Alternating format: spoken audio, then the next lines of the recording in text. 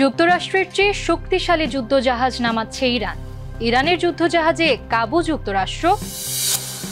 ইরানের কাছে রয়েছে কৃত্রিম বুদ্ধিমত্তার অস্ত্র, যা শত্রু দেশের ক্ষেপণাস্ত্র উড়িয়ে দিতে সক্ষম। ইসরায়েলিরা চায় যুদ্ধবিরতি, যুদ্ধবাজ নেতানিয়াহু চায় শুধু যুদ্ধ।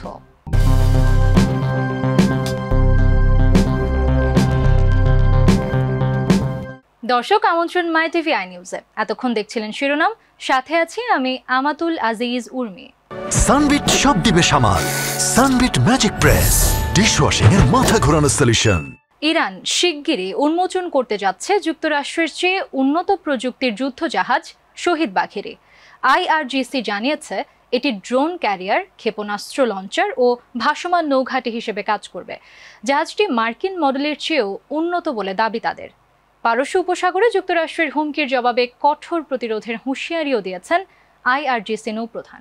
মার্কিন যুক্তরাষ্ট্রের চেয়ে শক্তিশালী যুদ্ধজাহাজ উন্মোচন করতে যাচ্ছে ইরান, এমনটাই দাবি দেশটির। ইরানের Islamic revolutionary guard corps IRGC শিগগিরই একটি উন্নত প্রযুক্তির যুদ্ধজাহাজ উন্মোচন করতে যাচ্ছে, যার সক্ষমতা মার্কিন যুদ্ধজাহাজগুলোকেও ছাড়িয়ে গেছে বলে দাবি করেছে দেশটির নৌবাহিনী।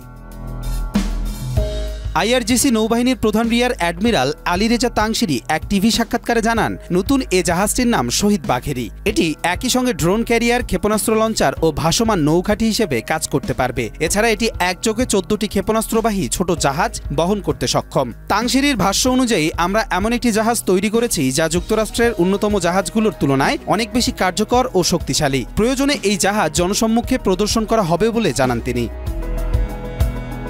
পারস্য উপসাগরে সম্ভাব্য সংঘর্ষ প্রসঙ্গে তাংশিরি বলেন, বর্তমানে আমেরিকার পক্ষে ইরানের তেলবাহী জাহাজে হামলা চালানো সম্ভব নয়। তিনি হুঁশিয়ারি দিয়ে বলেন, যদি তারা এমন কিছু করে তাহলে আমরা উপযুক্ত ও কঠোর জবাব দেব। তিনি আরও উল্লেখ করেন, আইআরজিসি বর্তমানে ক্ষেপণাস্ত্র, ড্রোন ও সাবমেরিন তৈরিতে উল্লেখযোগ্য অগ্রগতি অর্জন করেছে, যা ইরানের সামরিক সক্ষমতাকে আরও বহুগুণে বাড়িয়ে তুলেছে।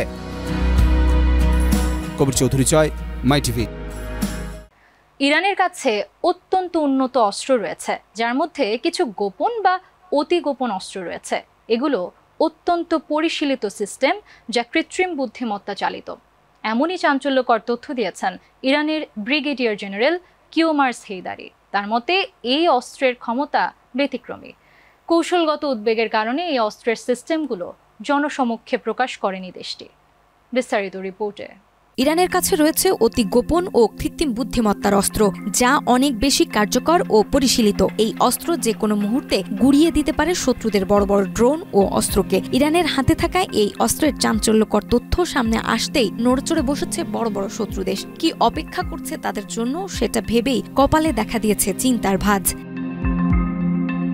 ইরানের সিনিয়র সামরিক কর্মকর্তা ব্রিগেডিয়ার জেনারেল কিওমার্স হেইদারি দাবি করেছেন, দেশটির সেনাবাহিনীর হাতে এমন কিছু অত্যাধুনিক অস্ত্র রয়েছে যা গোপন, এমনকি অতি গোপন শ্রেণীভুক্ত। তিনি জানান, এসব অস্ত্র কৃত্রিম বুদ্ধিমত্তা দ্বারা চালিত এবং প্রচলিত অস্ত্রের চেয়ে অনেক বেশি কার্যকর ও পরিশীলিত। আল আলম নিউজ নেটওয়ার্ককে দেওয়া এক সাক্ষাৎকারে হেইদারি বলেন, কৌশলগত বিবেচনায় তারা এই অস্ত্রগুলো জনসমক্ষে প্রকাশ করেনি, তবে এগুলো সম্পূর্ণরূপে প্রস্তুত ও কার্যকর। তিনি জানান, 1980 সাল থেকে 1988 সালের ইরাক ইরান যুদ্ধের পর থেকে ইরানি সেনাবাহিনীতে ব্যাপক পরিবর্তন এসেছে। ঐতিহ্যবাহী কাঠামো থেকে বাহিনী এখন একটি আধুনিক, চৌকস ও গতিশীল কাঠামোয় রূপান্তরিত হয়েছে। এ সময় শত্রুদের উদ্দেশ্যে হুঁশিয়ারি উচ্চারণ করে হেইদারি বলেন, আমাদের চোখ খোলা এবং আঙুল ট্রিগারের উপর। যদি কোনো হুমকি বাস্তব হয়, আমরা শত্রুদের বেঁচে থাকার সুযোগ দেব না। আধুনিক যুদ্ধ পরিস্থিতি ও সাইবার হুমকি মোকাবেলায় সেনাবাহিনী একটি বিশেষ সাইবার প্রতিরক্ষা ইউনিট গঠন করেছে বলেও তিনি জানান। নাজমা, মাই টিভি। গাজায় যুদ্ধ বন্ধে জনমতের প্রবল চাপ সত্ত্বেও হামলা চালিয়ে যাওয়ার অবস্থানে অটল ইসরায়েলের প্রধানমন্ত্রী নেতানিয়াহু।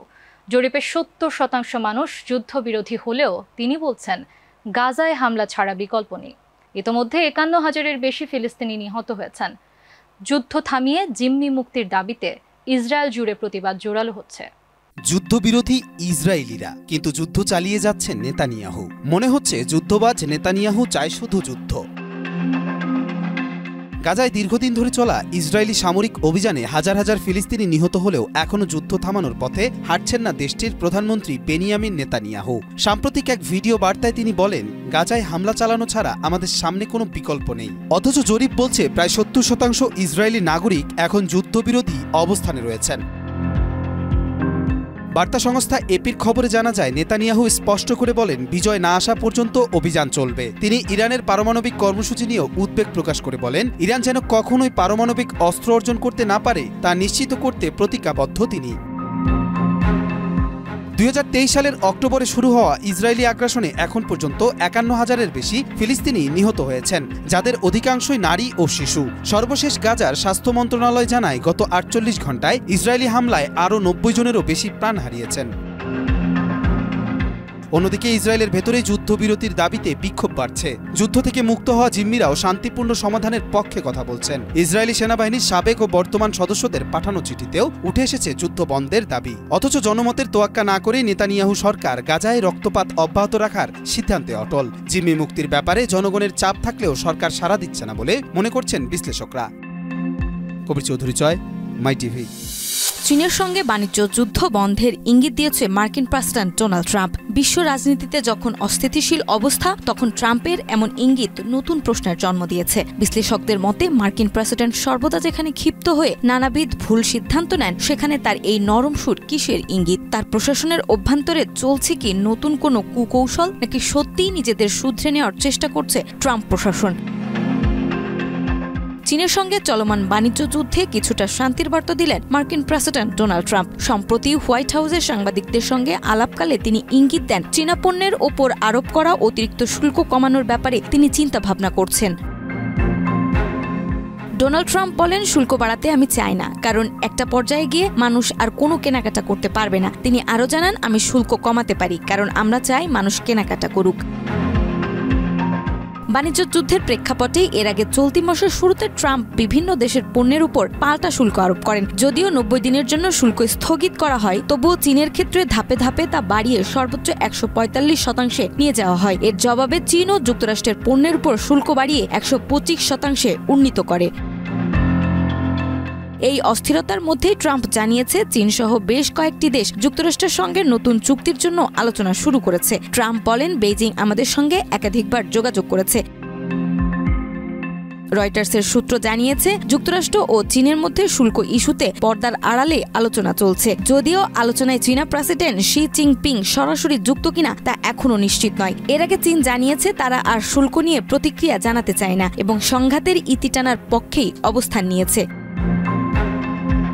নাজমা, মাই টিভি।